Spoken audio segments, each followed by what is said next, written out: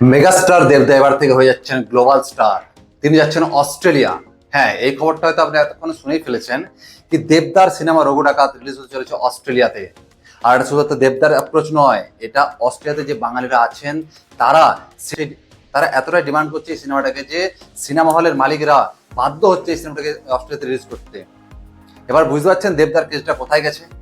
দেবদার হ্যাটার্সরা দেবদাকে যখন মেগাস্টার বলা হয়েছিল তখন আর আপত্তি জানিয়েছিল।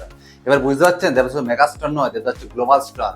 আর একটা কথা বলে দিই, এই সিনেমাটা ইন্ডিয়াতে এবং অস্ট্রেলিয়াতে রিলিজ হলো, এই সিনেমাটা কিন্তু বাংলাতেই হবে, হিন্দি ভাষায় আসছে না।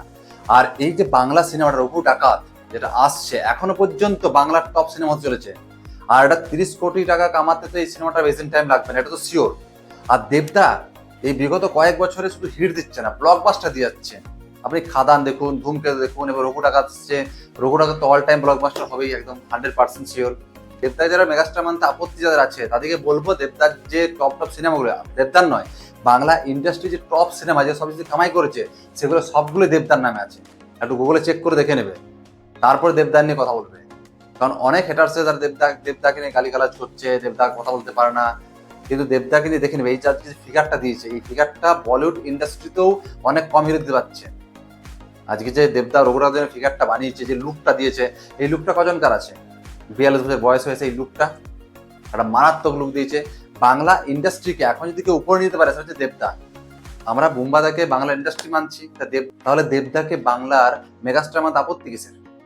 সত্যিও তিনি মেগাস্টার, একের পর এক সুপারহিট সিনেমা দিচ্ছে, একের পর সুপারহিট গান দিচ্ছে। সেই তখন থেকে যখন আমরা স্কুলে পড়তাম 2008, 9, 10, এক গান সঙ্গীতবেলায় আসতো। হাওড়ার ব্রিজ, কার কার মনে আছে হাওড়ার ব্রিজ? সকাল 8:30টায় সকালে টিভি খুলে বসে যেতাম। সেই সব গান দেবদা উপহার দিয়েছে। হ্যাঁ, জিদ্দাও আছে, জিদ্দাকে অবশ্যই ফেলে দেওয়া যাবে না। আর যদি বাংলা ইন্ডাস্ট্রিকে কেউ এখান থেকে এখানে পৌঁছাতে পারে সেটা হচ্ছে দেবদা। আজ যে বাংলাভাষী হলের দিকে মুখ করেছে, বাংলা সিনেমা দেখতে আসছে দেবদার জন্য। অনেক সিনেমা আছে মানছি, কিন্তু দেবদার চাহিদাটা অনেকটাই বেশি। দেবদা একদম সামনের থেকে এগিয়ে নিয়ে যাচ্ছে বাংলা ইন্ডাস্ট্রিকে। আমাদের বোম্বাদা নিজে বলে দিয়েছে যে দেবদার আজকের ডেটে দেবদার মতো আমি এতটা প্রমোশন করতে পারবো না। বোম্বাদা যেটা নিজে বলে দিয়েছে।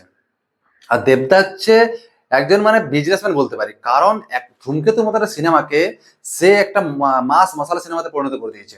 ধূমকেতু একটা নর্মাল সিনেমাকে সে কোথায় কালেকশন করে নিয়ে চলে গেল। দেবদা যাওয়া শুরু করেছে বেঙ্গল ট্যুরটা, এটা দর্শকদের কাছে আরো পৌঁছাচ্ছে। দেবদা নিজে পৌঁছাচ্ছে এবং দর্শকরা হলে আসবে, কারণ দেবদা সবার কাছে যাচ্ছে। আর ভিড়টা দেখুন, প্রতিটা ইভেন্টে এত ভিড় হচ্ছে। কালকে শুনলাম লাঠিচার্জ করতে হয়েছিল পুলিশকে, এতটাই ভিড় হয়ে গেছিল কালকে। মানে জাস্ট ফাটিয়ে যাচ্ছে। অসম দেবদাস অভিনেতার সঙ্গে সঙ্গে একটা ভালো মাইন্ডের বিজনেসম্যান, সে জানে কি করে একটা সিনেমাকে হিট করতে হয়। দেবদার পরে যতটাই বলি ততটাই কম বলা হবে। আজকে দেবদায় পুরো ইন্ডাস্ট্রিকে বাগিয়ে নিয়ে যাচ্ছে। এতে যদি কিছু আপনাদের কমেন্ট করতে অবশ্যই কমেন্ট করবেন। এই চ্যানেলটা নতুন হলে চ্যানেল লাইক আর সাবস্ক্রাইব করতে ভুলবেন না। ধন্যবাদ।